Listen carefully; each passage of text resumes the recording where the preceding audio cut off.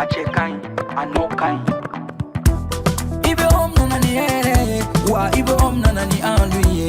Nyogote nyogomanda, andilula, c'est de la qualité. Nyogote nyogomanda, andilula, c'est le numéro 1. Sokononala, abe mana mana, halikene malala, abe mana mana ke. Ukasi manko, c'est recommandé. Ukasi manko, c'est de la qualité. Andi baratelima, cheluma, songo matemedia, Andi baratelima, telima, wadaka di tro. So don't know la fiera, petiri ke la fiera. Ibe om nanani ere, mali ho severa. Andu intérieur, indox, andu extérieur, exdox, songo matemedia do. Anisi mankol, abara no kanyine, abeja teliala, abika so nuguya, songo matemedia.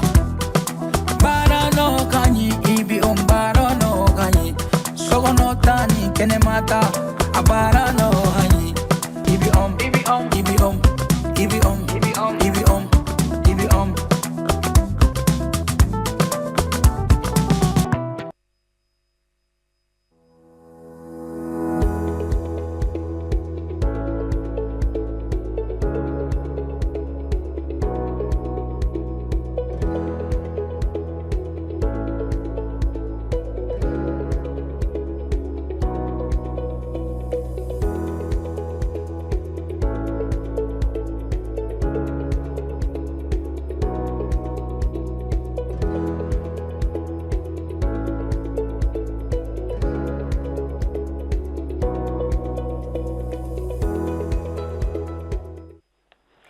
Vous le savez comme moi, le Mali est une terre de culture et de création. Depuis les indépendances, plusieurs générations d'artistes ont contribué à construire une identité artistique qui puise dans le patrimoine tout en évoluant au gré de la transformation de notre société. Du cinéma aux arts plastiques, de la peinture, pourquoi pas de la sculpture, aux créations numériques, les formes d'expression ont profondément changé. Toutefois, cette évolution soulève bien de questions. Nous posons donc le débat ce soir dans le grand rendez-vous et nous parlons de l'évolution de la création artistique au Mali. Comprenez que nous ouvrons juste un pan de cette création artistique. Nous allons parler ce soir des arts visuels et audiovisuels. Et ce soir, je suis en compagnie de certains experts de ces questions. Et nous allons commencer par M. Salif Traoré. Il est réalisateur, producteur, scénariste, enseignant et homme profondément attaché à la culture malienne. Monsieur Traoré, bonsoir. Bonsoir. Le micro. Bonsoir. Merci d'avoir accepté notre invitation. Merci. Alors, avant de vous présenter celui qui se fait appeler le plus jeune, j'aimerais quand même parler de celui qui marche dans les traces des aînés. Il se fait appeler Gaussou Tangara pour les intimes Bassekou. Il est le directeur général de Vortex Group, réalisateur également, graphiste et il a une maîtrise remarquable quant à la production en 3D. Monsieur Tangara, bonsoir. Merci d'avoir accepté notre invitation. C'est un plaisir. Alors, le meilleur pour la fin, sinon le plus jeune du groupe que j'aime affectueusement le nommer. Ainsi, il s'agit de M. Habiba Ballo, homme profondément attaché à sa culture, à la culture malienne. Il est également graphiste et enseignant à ses heures perdues. M. Ballo, bonsoir. Bonsoir. Merci d'être des nôtres pour cette émission. Merci. Alors, je vais vous permettre de garder le micro pour commencer cette discussion et nous ouvrons le débat sur la création artistique. On parle de création artistique. Pour vous, M. Ballo, si vous avez une définition à donner à cette notion, quelle sera cette définition? Merci. Quand on parle de création artistique, on parle de création esthétique. Créatique, et ce sont ces créations esthétiques qui embellissent la culture malienne. Donc c'est une définition comme ça qu'il faut donner. C'est le côté esthétique de la création artistique qui embellit, qui donne une forme, un goût à la culture d'une manière générale. Voilà, je crois que ça peut être compris comme ça. D'accord, une définition propre aux graphistes. Nous allons maintenant aller avec les réalisateurs, les hommes du cinéma. Alors, M. Traoré, si vous deviez donner une définition, vous, propre à la création artistique. Quelle sera cette définition? Je dirais que c'est mettre en image, c'est de mettre en image son imaginaire. C'est créer quelque chose qui vient de votre imagination. C'est ça la création, et accompagné d'esthétique et d'autres aspects qui a trait à la culture, qui a trait à votre éthique, qui a trait vraiment à votre existence. C'est ce qui est vraiment la création artistique.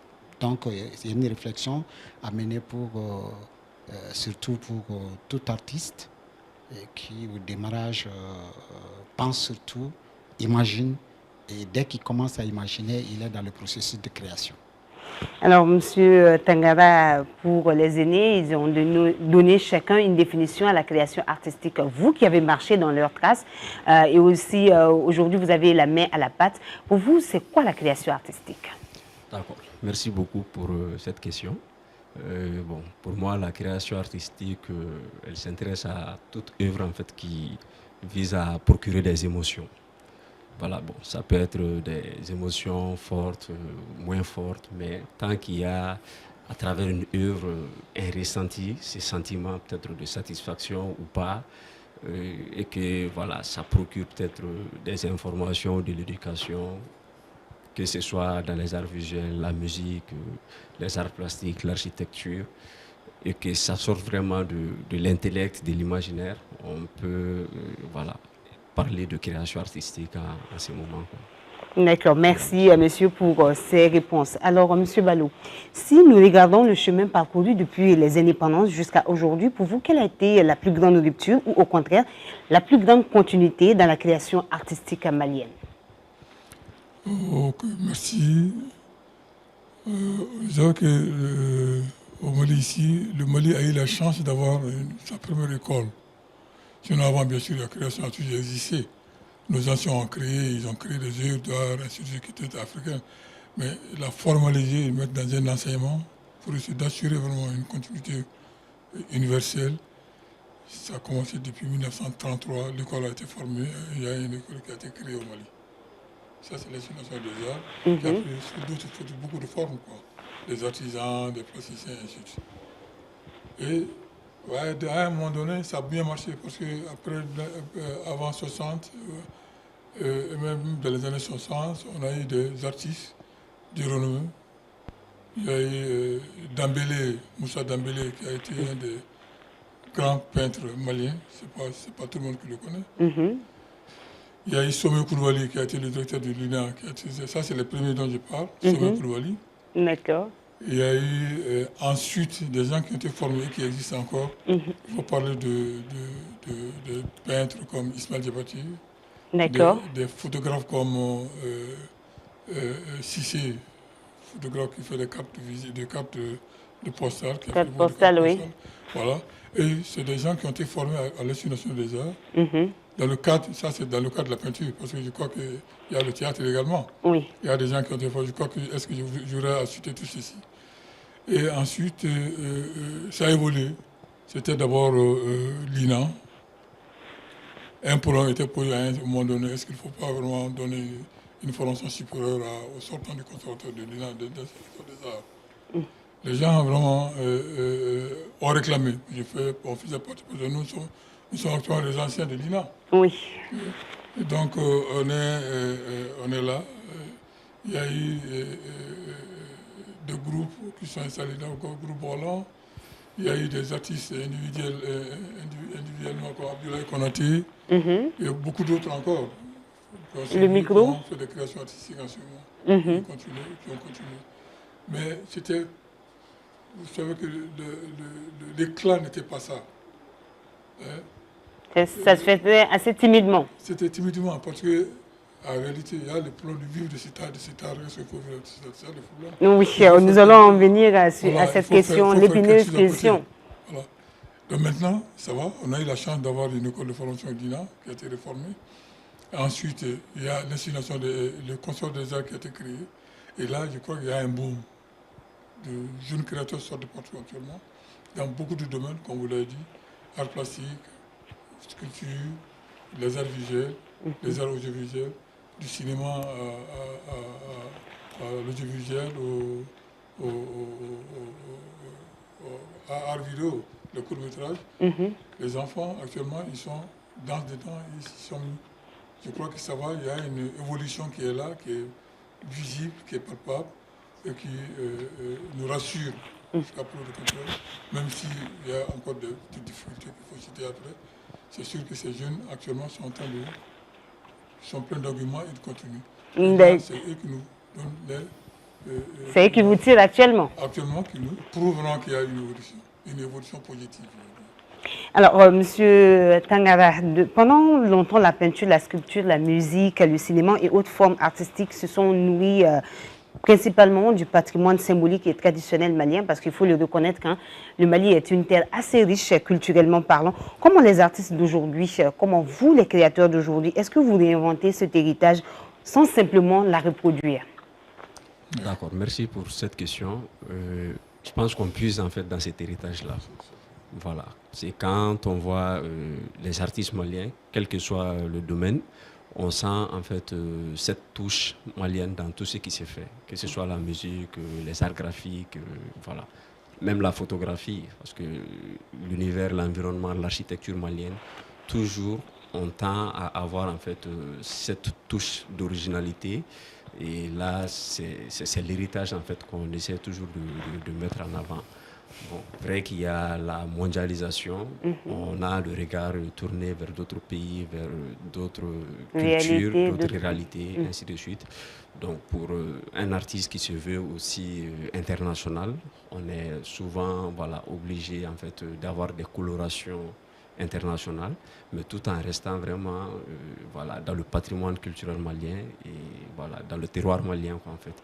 Et on voit que même dans la musique, avec la nouvelle génération, avant c'était du hip-hop made in America, essayer de oui, il y a une génération qui émerge, qui s'inspire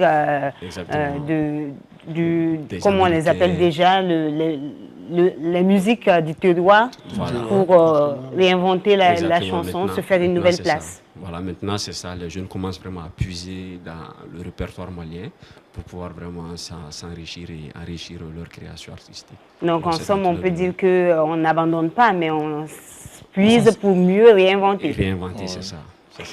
Alors, M. Traoré, du réalisme engagé par Feu Souleymane Cissé aux productions contemporaines, comment le cinéma malien a-t-il fait évoluer son langage visuel, ses récits, sa manière de regarder la société malienne? Merci pour la question. Je commence à revenir en arrière pour dire que le Mali, effectivement, s'est inspiré de ce patrimoine-là à travers le cinéma qui est arrivé d'ailleurs.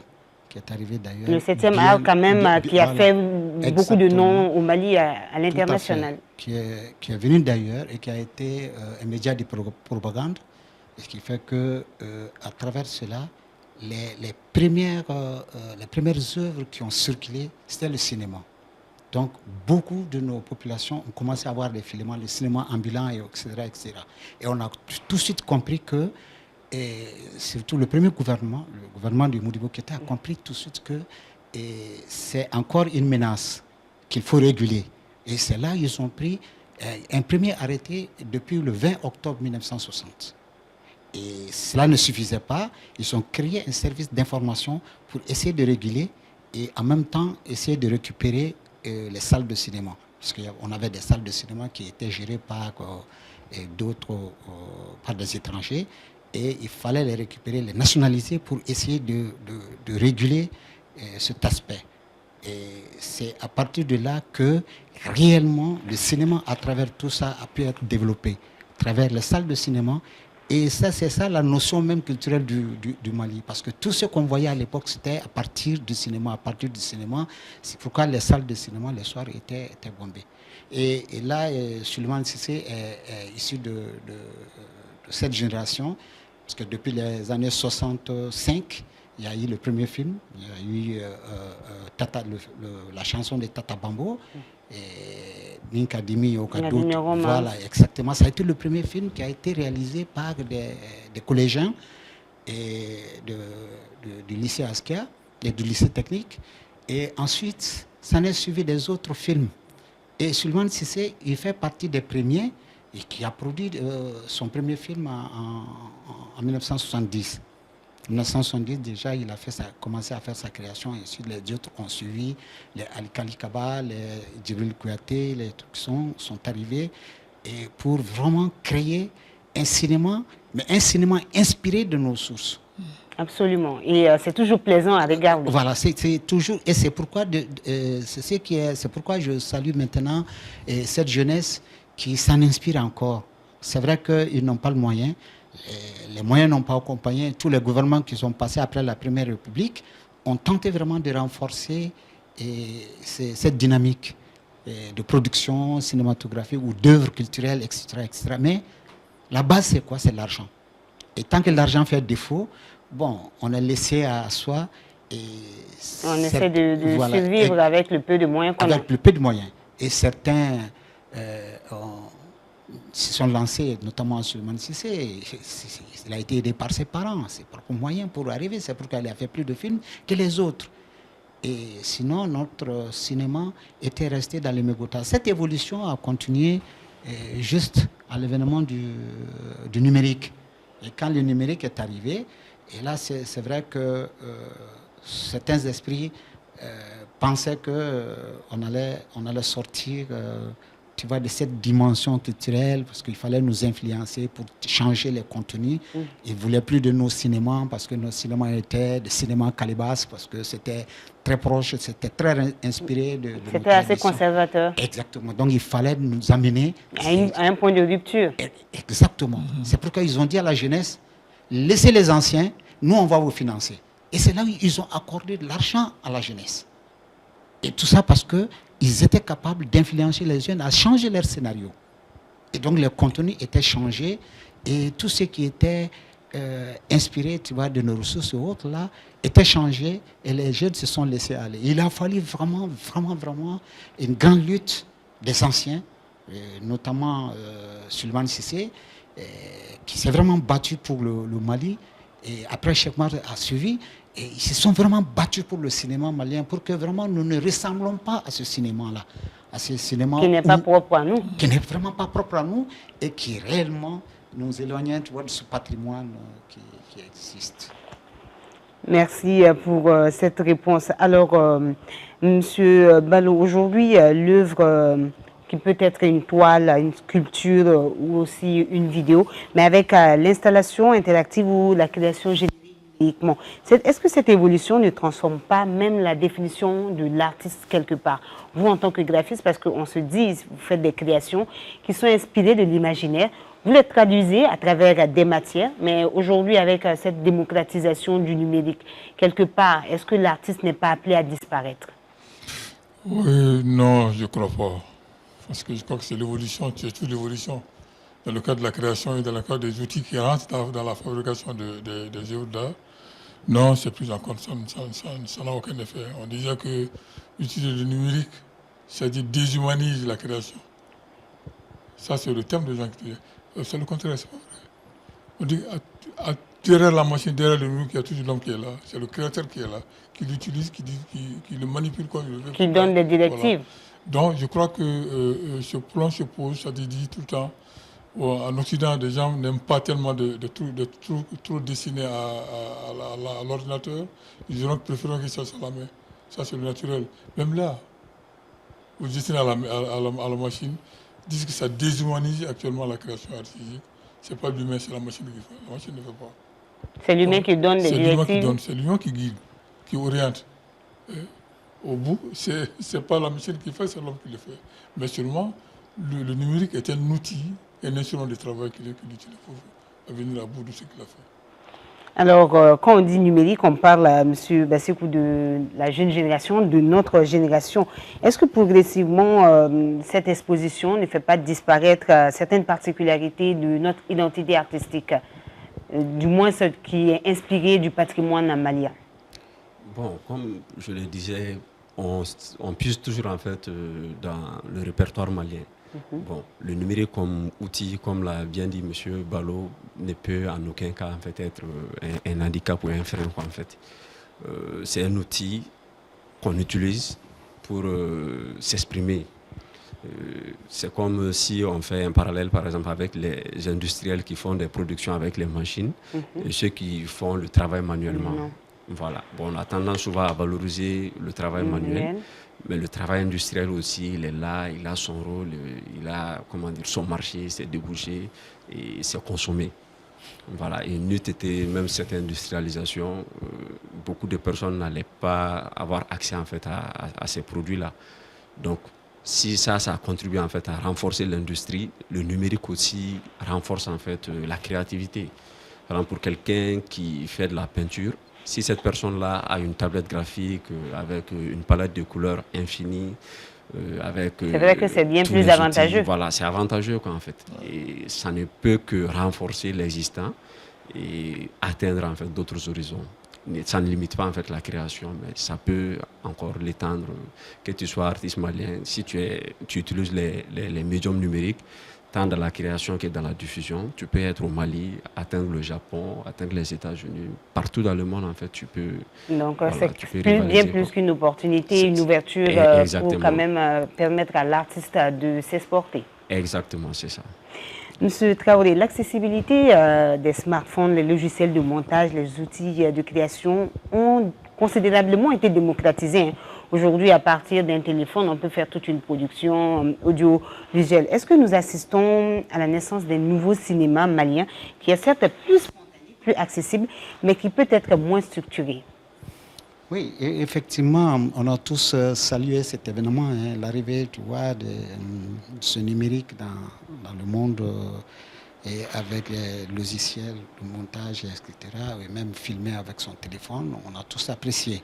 Et ça, il faut reconnaître que c'est devenu un moment incontrôlable.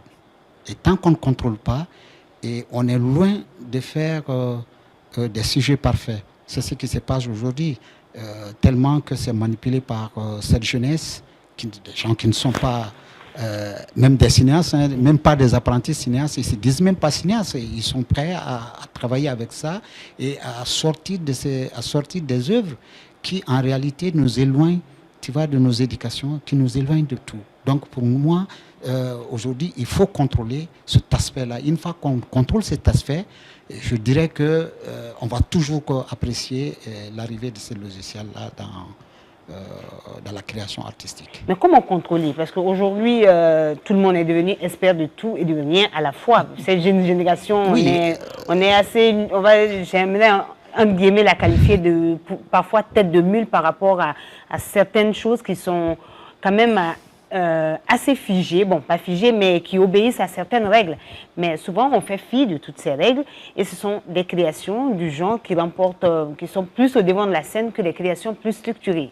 Justement, l'État peut contrôler. Il faut d'abord une autorisation de tournage, il faut des cartes professionnelles, et tous ceux qui n'obéissent pas à cela n'ont pas le droit de présenter quelque chose. Parce qu'au Maroc, c'est comme ça. Hein. On ne peut pas se lever pour dire j'ai la possibilité de faire une image et le diffuser. Non, ce n'est pas possible. Il faut être mandaté, il faut avoir une carte professionnelle, il faut avoir une autorisation de tourner. Et tant qu'on aura maîtrisé cela, et c'est possible, les scénarios jusqu'à la base seront vérifiés parce qu'il va y avoir un guichet unique où on va déposer tous les scénarios et les scénarios vont être lus et autorisés à être tournés. Alors, mais puisque ce n'est pas le cas, la personne se lève avec son téléphone, essaie de filmer des scènes, crée des scènes, filme des scènes et qui sont même prohibées et tout de suite il les balance. Mais s'il y a un contrôle comme... le contrôle du cinéma, je dis, depuis l'indépendance, il y a un centre de contrôle des œuvres qui passent. Donc, tous les jours, on dépose, même par numérique, les films qu'on envoie par l'Internet. Ces films-là sont vérifiés avant la projection. Mais si on ne contrôle plus, ça sera un laisser-aller. Et c'est ce contrôle-là qu'il faut imposer vraiment au Centre national de production cinématographique, notamment le ministère de la Culture et le ministère de la Sécurité. D'accord. Alors, M. Balo, quand c'est une production quand même audiovisuelle, il est plus facile d'avoir un contrôle. Mais vous, votre domaine est assez particulier, hein.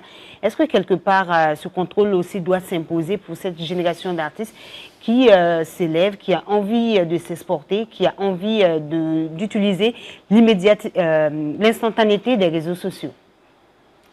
Vous savez, quand le cinéma c'est différent. Comme vous l'avez dit, c'est bien différent. Dans le cadre de la peinture ou de l'art graphique, souvent c'est des œuvres uniques en quelque sorte. Ce n'est pas une histoire animée, on raconte une histoire ou quoi que ce soit. Mais seulement, ce qui est intéressant, il n'y a pas... Le micro un peu plus rapproché, oui, merci. Ce qui est intéressant, c'est que, comme Gauss vient de le dire, par rapport au choix, c'est-à-dire à la recherche vraiment de l'inspiration, il faut puiser ça dans le fond culturel malien. Hein. On a beaucoup d'œuvres quand même. La culture, c'est la culture qui renforce le créatif. C'est un fond dans lequel on puise pour essayer vraiment de faire une nouvelle création. Une nouvelle création. Et là, que ce soit la technique traditionnelle qu'on utilise, les gens utilisent actuellement le borlan pour faire des créations artistiques. Les gens utilisent l'art numérique pour le faire également. Les gens utilisent la peinture classique, les peintures ou les fusains, le crayon pour dessiner actuellement. Mais voir qu'il y a un problème qu'il faut suivre. Bon, les problèmes peuvent venir dans d'autres cadres donnés. Quand on fait un dessin animé, bon, pas un dessin animé, une bande dessinée, là il faut contrôler. Mais c'est aussi quelque part une évolution du graphisme vers une autre animation. Ça c'est tout le temps. Quand on parle de graphisme, c'est très facile. La bande dessinée, c'est du graphisme. Ouais. Il y a les œuvres plastiques également qu'on le fait. Ça, c'est des dessins uniques là, peinture ou dessin. Là, c'est des œuvres plastiques visuelles qu'on peut présenter, qui ne gênent pas du tout. Il ne peut pas gêner. Seulement, le contenu, si le contenu dérange la population, là, ça, c'est des trucs à contrôler et à éviter. Très sincèrement, on est dans des domaines figuratifs, dans des domaines abstraits, c'est les couleurs, c'est la forme, et ainsi de suite. Je ne crois pas que ça ait le même problème que le cinéma. Le cinéma est très très sensible par rapport aux arts graphiques. Comme souvent je le dis, par rapport à la bande dessinée, il faut faire attention s'il y a des histoires à raconter. Et l'histoire, oui, ça demande un scénario aussi. Oui. Souvent, ce n'est pas animé comme on le voit, mais il y a une succession d'images qui est là pour donner une histoire. Une histoire, une lecture. Cette histoire doit être contrôlée peut-être. Sinon, les tableaux que nous réalisons n'ont pas cet effet. Non, pas cet effet négatif. Alors, Monsieur Tangara, aujourd'hui, les réseaux sociaux, je reviens toujours sur la question des plateformes de streaming, l'exposition virtuelle, permet quand même aux artistes de toucher un plus grand groupe. Hein. Mais est-ce que ces nouveaux espaces peuvent concrètement remplacer certains circuits traditionnels de diffusion, ou ça a une plus grande portée contrairement à certains circuits? Bon, côté diffusion, je peux dire que chaque circuit en fait a son avantage. Donc je pense que l'un ne peut pas remplacer l'autre en fait. Par exemple pour le cas du cinéma où voilà, c'est prisé de regarder un film dans une salle de cinéma, l'émotion en fait, la sensation devant le grand écran ne peut jamais être pareille en fait que pour quelqu'un qui a juste son téléphone de 5 ou 7 pouces qui regarde son film. Il y a le son, voilà, il y a comment dire, l'univers même qui t'entoure. Donc la sensation dans une salle de cinéma ne peut jamais être pareille que voilà, la même sensation devant une salle remplie. Voilà, ça ne peut jamais être pareil. Et même les sorties voilà, entre groupes de jeunes pour aller en salle de cinéma et tout ça, là, voilà. Avec un téléphone, tu ne peux jamais avoir cet effet-là. Bon, le téléphone et puis les plateformes de streaming et autres, là, ça peut permettre de consommer à chaud les œuvres pour les artistes. Et aussi pour ceux qui n'ont pas peut-être le temps de se déplacer, voilà, de pouvoir consommer. Donc ça reste un marché pour les artistes, mais toujours est-il que quand l'œuvre elle est bien faite, quel que soit le domaine, il y a les espaces de diffusion classiques qui donnent la possibilité, même à notre ère, de pouvoir exploiter les œuvres. Il y a aussi les plateformes de streaming. Donc, ça ne vient qu'en plus, en fait, ces plateformes de streaming-là, pour encore renforcer les artistes. Donc, permettez-moi même de rebondir sur l'ancienne question, voilà, par rapport au contrôle des œuvres.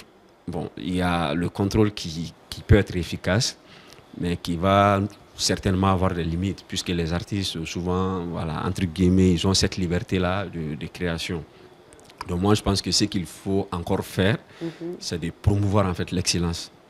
Donc les œuvres qui sont produites, les vrais réalisateurs qui travaillent de façon acharnée, ou les photographes, en tout cas, ceux qui sont ces artistes-là qui mettent leur talent, leur sien dans leur œuvre, arriver vraiment à leur promouvoir en fait.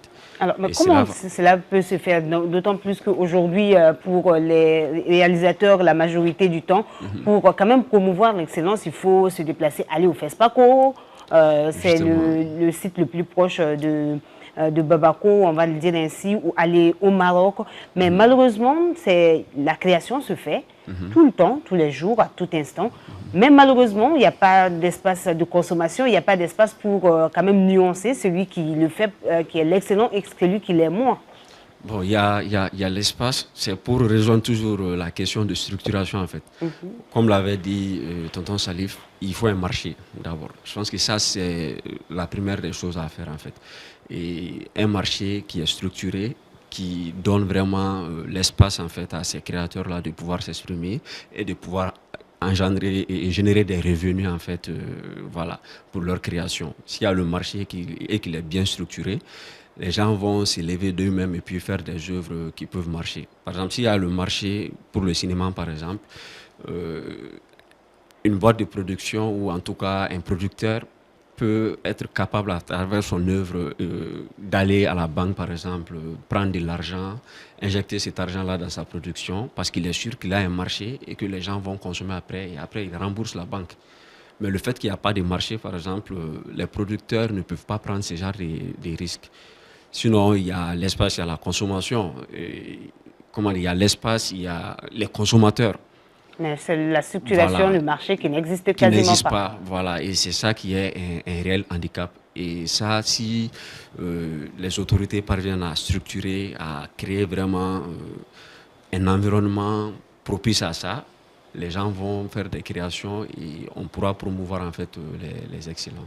Alors, Monsieur Traoré, dans la même logique, on sait qu'il n'y a pratiquement pas d'espace de consommation. Bon, un faible marché, l'absence d'infrastructures, par moment la formation qui est insuffisante, ou encore des politiques culturelles qui sont là mais qui ne profitent pas vraiment aux artistes. Avec tout ce lot de problèmes, aujourd'hui, peut-on réellement vivre de ce art même si on a toute la volonté du monde? Cela va être difficile de vivre de son art. On peut survivre, mais vraiment pas vivre de son art parce que ça va être difficile. Comme on dit, le marché, il est très important le marché. Et ça, par rapport au cinéma et l'audiovisuel, vous avez cité le cas du FESPACO. Là, nous partons pour l'aspect, tu vois, l'esthétique, l'aspect culturel qu'on voit, mais pas l'aspect économique. Mais le Mali a tenté de créer, en fait, on a les cinéastes, on cherchait à mettre en place ici un festival.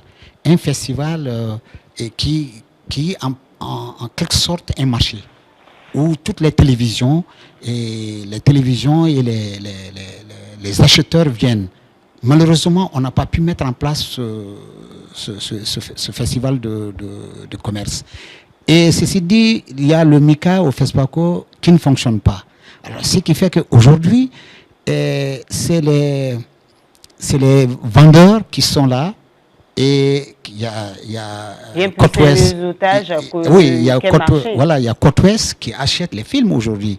Et non seulement ils font des contrats, ils font pas d'avance, ils prennent les films et ils les diffusent. Et derrière cette diffusion, il y a des plateformes numériques où celui qui vend son film n'est même pas au courant que son film est en train d'être diffusé. Et ça, c'est vraiment un gros problème. C'est vraiment un gros problème. Tant qu'on ne cerne pas ce problème-là, ça va être très difficile. Et aujourd'hui, on est encore beaucoup plus menacé avec Netflix. Ah oui. Voilà. Netflix, dès que Netflix qui a démocratisé totalement. Voilà. Donc, on cherche, nous, on est en train de chercher un issue, comment pouvoir échapper. Et ça va être difficile.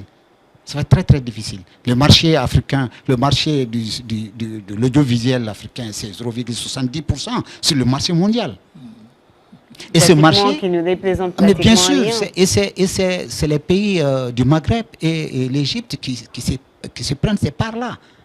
Difficilement, les œuvres au sud du Sahara ici ne passent pas. C'est c'est seul qui était capable de faire passer ces films-là dans ces grands marchés. Et alors, donc c'est ce qu'on cherche. On cherche aujourd'hui à faire savoir aux jeunes que forcément, il faudrait qu'ils se mettent à faire, comme ils le demandent eux-mêmes, à améliorer leur contenu. Et ça, forcément, il faut l'école. L'école de cinéma, nous n'avons pas d'école de cinéma. Malheureusement. Il s'ajoute à tout un tas de problèmes. Et c'est vérifié qu'il faut cette école. Parce qu'il y a 2 ans ou 3 ans, c'est les sortants du conservatoire qui représentent le Mali au FESPACO. Et pourtant, ils ne font pas 100% du cinéma. Et c'est une discipline de matière. Donc, du coup, ça s'impose aujourd'hui à cette jeunesse d'aller à une école et pour avoir, tu vois, une production performante. Tant qu'on n'a pas cette production performante, on ne peut pas prétendre vraiment être vu sur des grandes plateformes. Alors, M. Balo, pour ce qui est de l'art audiovisuel, on va dire que le problème est connu, le problème est reconnu, c'est bien plus une question de structuration, une question de marché, mais aussi une question d'école de formation. Alors, pour ce qui est des arts visuels, des arts plastiques quelque part, est-ce que c'est le même problème qui se pose? Est-ce le même problème de financement? Est-ce que quelque part c'est la formation qui manque? Je crois que le problème, c'est le problème du marché également.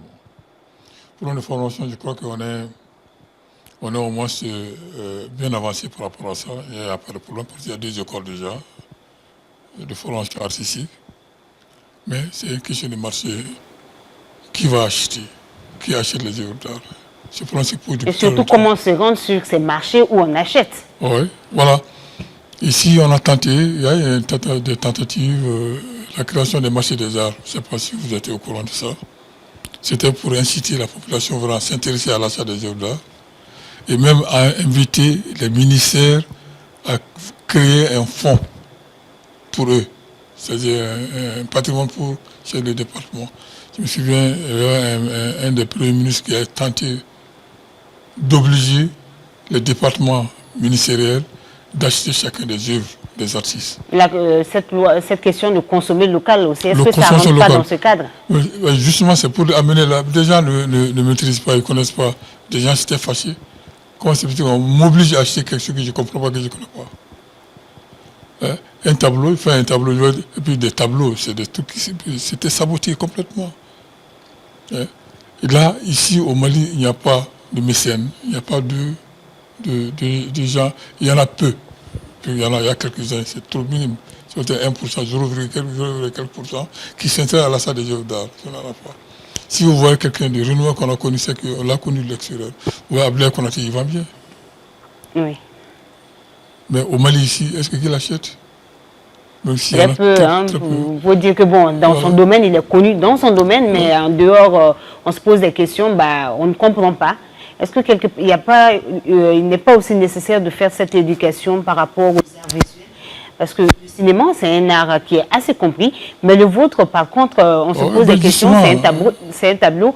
Pourquoi est-ce que j'irais acheter un tableau à des centaines de milliers, contrairement à un tableau que je peux avoir, pas la même chose, mais est-ce que quelque part, c'est pas cette question d'éducation qui manque aussi pour créer cet engouement, cet attrait vis-à-vis de l'art visuel? Oui, l'éducation, comment cela doit se faire? C'est une habitude qu'il faut installer. L'éducation, c'est l'environnement qui éduque. Et puis être dans le milieu longtemps, on l'apprécie. Sinon, une bonne musique mélodieuse, les Maliens comprennent ça. Mais un tableau peint avec des jolies peintures, il y en a qui ne comprennent pas. Ils ne savent pas que la musique religieuse est beaucoup plus intéressante que le tableau qui est là. C'est-à-dire ça, c'est la majeure partie vraiment de Maliens. Il y en a ceux qui ont vécu à l'extérieur et qui sont rentrés dans les musées, ils sont intéressés à ceci, pour comprendre. Là, je crois qu'il faut du temps. L'éducation n'est pas portée, les amener, les expliquer directement qu'ils comprennent. Non, on comprend comme ça, on accepte. Une œuvre d'art, on ne comprend pas l'œuvre d'art, on accepte parce qu'on a vu quelque chose, on a senti quelque chose dedans. Quand on parle de l'émotion, c'est là que l'effet dessus. Donc je crois que il est très difficile. Beaucoup d'artistes, vous les voyez, ils créent parce qu'ils comprennent, ça c'est leur création, mais ils sont beaucoup plus dans la publicité. C'est là qu'ils gagnent leur quelque chose à manger. La publicité, là les gens en ont besoin pour faire la publicité de produits. Là, c'est là, dans ce domaine, qu'ils travaillent beaucoup. Mais ils créent à côté. Souvent ils peuvent faire des expositions, mais ils vendent très très peu. Très, très peu. Le Malien l'achète très très peu. Ça dépend des Maliens, je dis. Très très peu. C'est assez compliqué à vous compliqué entendre avec les arts visuels, visuels. surtout quand tu parles de la peinture, de la sculpture, de la peinture, de la sculpture. Là, c'est très très compliqué. Assez complexe, on va le dire. Alors, Monsieur Bassekou, comment adapter, sinon aujourd'hui, quelle place le secteur privé et les institutions publiques peuvent jouer pour apporter quand même, ne serait-ce qu'un petit soutien à la création locale et pourquoi pas nous ouvrir au marché international? D'accord, merci beaucoup pour cette question. Bon, il faut que ces secteurs-là deviennent des consommateurs d'abord. Et quand je dis consommateurs, il s'agira de mettre en valeur en fait nos artistes et d'acheter leurs créations. Et de comprendre aussi qu'est-ce que c'est que l'art en fait. Parce que quand on prend les gens qui sont dans les instances de prise de décision, la plupart n'ont pas en fait cette sensibilité artistique. Et quand on prend même le Malien de façon générale, si on le demande c'est quoi un artiste ou c'est qui un artiste, peut-être 80% vont dire voilà, donc l'Idalane. Ah oui, on pense beaucoup plus parce que quand on dit artiste, notre réflexion nous pousse vers ces personnes. Vers la musique, très généralement, en fait. Les autres formes d'art voilà, ne sont pas connues parce que le Malien même n'a pas cette sensibilité-là par rapport à l'art. Or, quand on regarde la richesse culturelle du Mali, dans tous les domaines artistiques, que ce soit l'architecture, la musique, la photographie, bref, toutes les formes d'art, le Mali a du potentiel en fait. Et ce potentiel-là peut réellement faire voir le Mali exporter en fait nos valeurs. Et il suffit juste d'avoir le mécanisme qu'il faut, créer l'industrie qu'il faut pour valoriser nos artistes et valoriser nos créations. Et je pense que le secteur privé comme le secteur étatique a son rôle à jouer en accompagnant ces artistes-là et en consommant vraiment les productions locales. Consommer malien, Monsieur Traoré, c'est une question, je vais dire, pendant les heures des indépendances, c'était quand même assez courant, du moins les films que nous regardons, on sent qu'il y avait un véritable travail, une réelle dévotion et un accompagnement politique derrière. Aujourd'hui, avec autant de problèmes, comment est-ce qu'on peut imposer cette évolution de la création artistique, faire en sorte que les artistes puissent vivre de leur art et amener ces créations à l'international? Oui, cela est possible. Si le micro. Cela est possible si on met en place une vraie politique. Il n'y a pas de vraie politique culturelle. Et cet aspect n'est pas à négliger.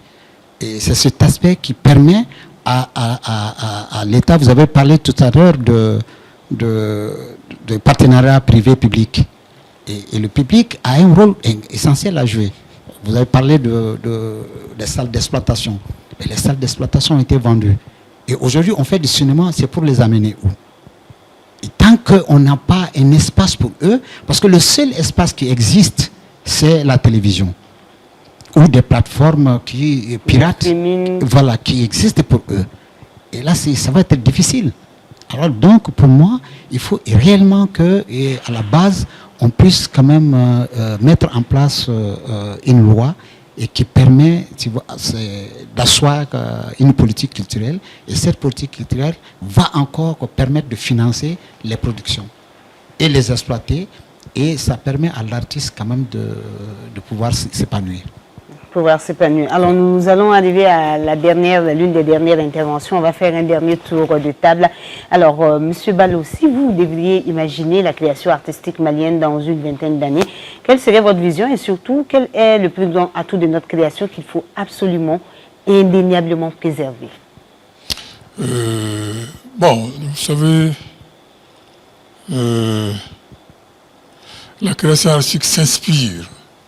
Il y a une base à partir de laquelle il faut avoir une idée pour construire quelque chose, pour créer quelque chose. Et là, quand je l'ai dit, ça, ces choses-là, notre culture est très important comme fond nécessaire pour essayer de puiser son inspiration. Je crois que j'espère quand même qu'il y a de l'espoir dans ce sens-là, parce que quand je vois aux jeunes actuellement, quand je dis qu'ils ont créé des collectifs de création, des jeunes, il y a 5 collectifs créés par les jeunes artistes qui sortent actuellement du conservatoire, qui ont fait de l'INA. Et qui ont compris qu'il faut se mettre en groupe. En groupe pour créer. Et là, c'est très important parce qu'ils ont gardé quand même leur technicité. Mais les sources d'inspiration, ils sont entre le social, le vécu, et ce qui est du fonds culturel traditionnel que nous avons. On a des sociétés secrètes qui informent beaucoup. C'est l'éducation. Il y en a qui partent là-bas puis être en immersion complètement dans ces milieux. Voilà, c'est ça. Et la réalité du vécu actuel, il y en a qui s'inspirent là-dessus également. J'ai pris 2 étudiants quand même qui m'ont très intéressé. Peut-être bon, est-ce que c'est la peine de dire le nom des étudiants qui ont terminé. C'est là, elle est photographe. Ce qui l'a touché, c'est du côté social des albinos, des gens malades d'albinisme. Voilà. Oui. Elle a fait un film, c'est bon, je dirais un film, c'est des images fixes. Oui. Hein? Tu regardes, c'est des pages qu'il faut feuilleter voir. Mais c'est très sensible et des photos impeccables pour montrer comment une maman aime plus son enfant qui est noir que l'autre qui est albinos. Dans sa succession, fait en sorte que, tellement que, bon, elle rentre, l'enfant noir qui accourt, l'albinos accourt également, mais elle feinte l'albinos et prend sa fille noire. Et jusqu'à voir celle-là, après avoir prendre une corde pour aller se suicider. Elle prend la corde, ça montre vraiment qu'il y a quelque chose qui l'a touché. C'est sa propre mère qui le fait comme ça. Et les albinos, quand ils les voient dans la rue, à leur rencontre, vous crachez. Ou bien une femme enceinte tourne le dos pour que son enfant... Nous ne sommes pas, bien évidemment. C'est très social. C'est un fait social, effectivement. Donc si ils ont des sources d'idées comme ça, qui essaient de toucher un peu le public, je crois que c'est très très bien. Et il y a un autre quand même qui est allé voir le Koredoua en quelque sorte. Ça c'est typiquement malien. Hein? Malien, justement. Donc l'œuvre qui sort peut toucher le malien, parce qu'il se sentira concerné. Il a fait des sculptures, des sculptures très agréables, très à regarder. Et je crois qu'avec l'avenir, ces gens-là qui vont créer encore des œuvres d'art au fur et à mesure vont s'inspirer de ce que le malien même connaît. Et il va se sentir reflété. Bon, moi-même je l'ai fait. Je l'ai fait parce qu'il y a une statuette qu'on appelle la Tawata des captifs. C'est une statuette sénopho. Le jour où mon professeur d'histoire de l'art nous a expliqué ce que ça avait, ça m'a touché. Et finalement, mon travail de fin d'études, c'est celui-là que je l'ai fait. C'est une statuette où il y a un singe, il y a ensuite une calebasse, il y a un homme qui est courbé. Il dit les 3 phases de l'existence humaine, c'est ce qu'il dit. Hein? C'est-à-dire la naissance, la vie active et la mort. Ça m'a inspiré parce que ce qu'il dirait, c'est très fort. C'est sénopho. Et puis c'est une tabatière. C'est la tabatière, c'est là-dedans qu'on peut. Et ce n'est que lors des assemblées, c'est seulement les captifs qui peuvent puiser du tabac dedans. Pas n'importe qui, même pas le roi. Donc ça, c'est le jour des captifs. Et puis c'est une leçon d'humilité pour un roi, pour un homme fort, pour un riche, les rois pour qu'il y a beaucoup d'hommes, beaucoup de gens qui croupissent sur son poids. De temps en temps, qu'il faut qu'il se lève pour donner de l'air à ces personnes. Bon, vous voyez, quelle éducation que nous avons? Est-ce qu'on ne peut pas informer la population de cela? Cette peinture, ça je l'ai fait il y a longtemps. Mais j'ai vu des étudiants actuellement en train de trouver leur source d'inspiration dans ce cadre-là. Je crois que c'est une très belle chose. On espère que dans le temps, c'est un avenir radieux que nous verrons et que ça va marcher. Alors, M. Tangara, la même question. Si vous deviez imaginer, c'est vrai que vous avez quand même marché dans les traces des aînés, mais vous avez pris votre propre chemin. Aujourd'hui, on parle de création en 3D, on parle de l'évolution du cinéma, de l'inspiration qui se fait sur le plan national comme international. Vous, comment voyez-vous la création artistique dans le domaine audiovisuel dans une vingtaine d'années?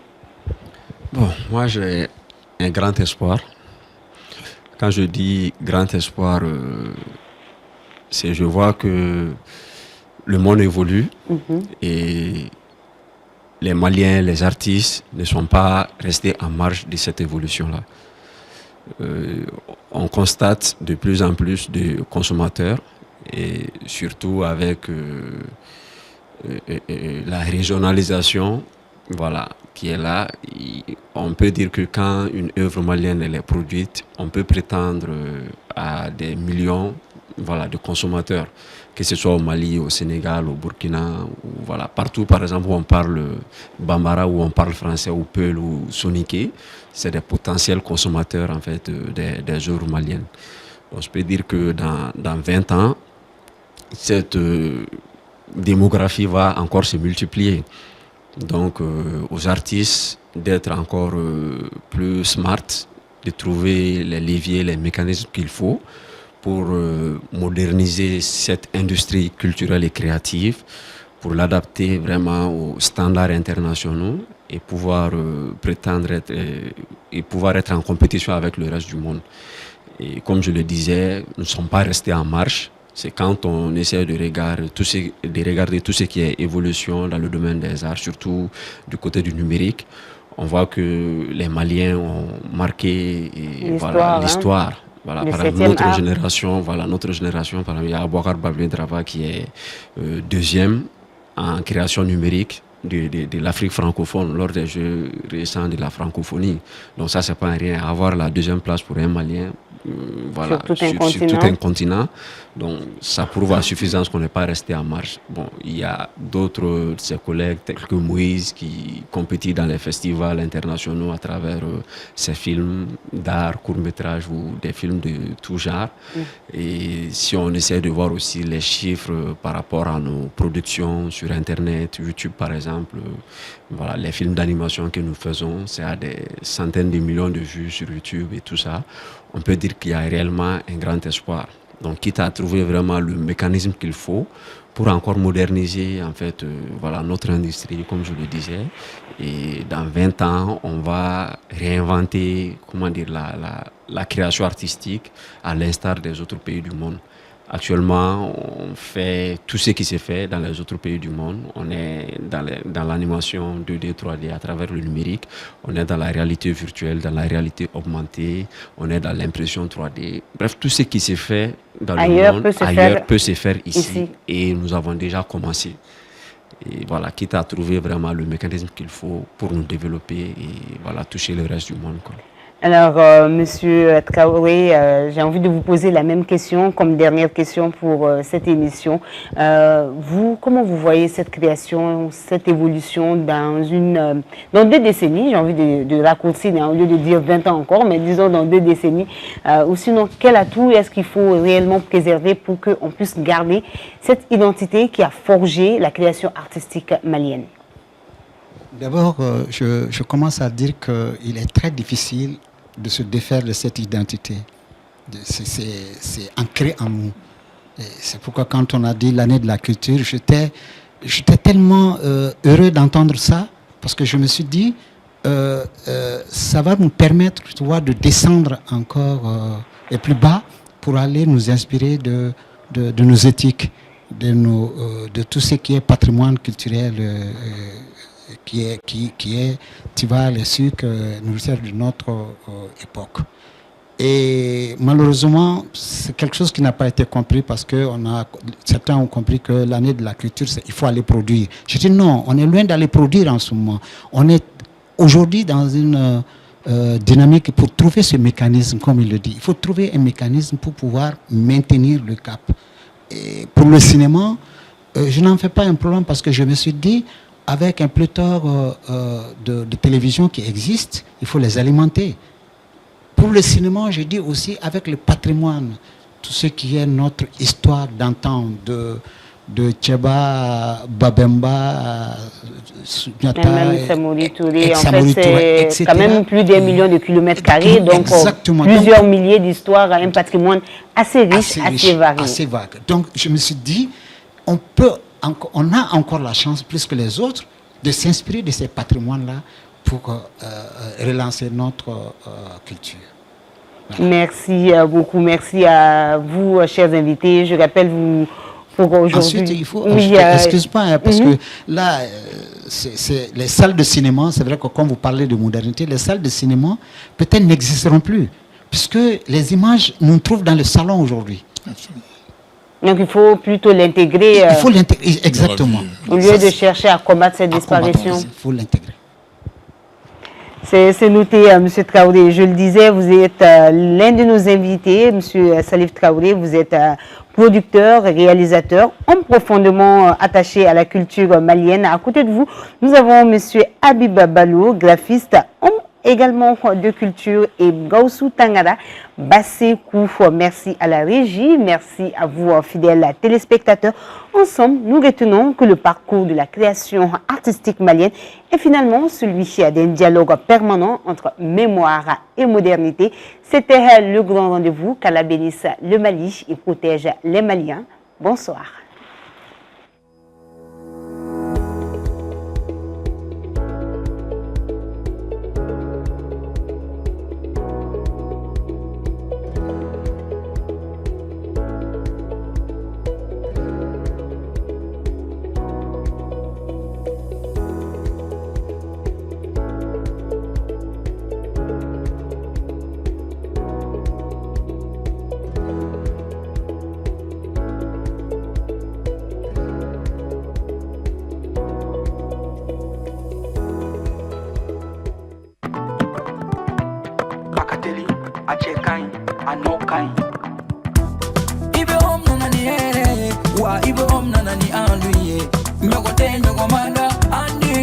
C'est de la qualité. Andi Lula, c'est le numéro 1. Sokononala, abe mana mana, halikene malala, abe mana mana ke. Ukasi manko, c'est recommandé. Ukasi manko, c'est de la qualité. Andi Baratelima, Cheluma, Somota Matemedia, Andi Baratelima, Telima, Wadaka di Tro. Sojo na la fiera, Pendirike na la fiera. Ibe nana ni hera Malion severa. Andu intérieur, indox, andu extérieur, exdox, Somota Matemedia do. Anisi mankol, apara no kanyine, abeja teliala, abika so nuguya, Somota Matemedia. Bara no kanyi, ibi bara no kanyi, sogo no tani kene mata, abara no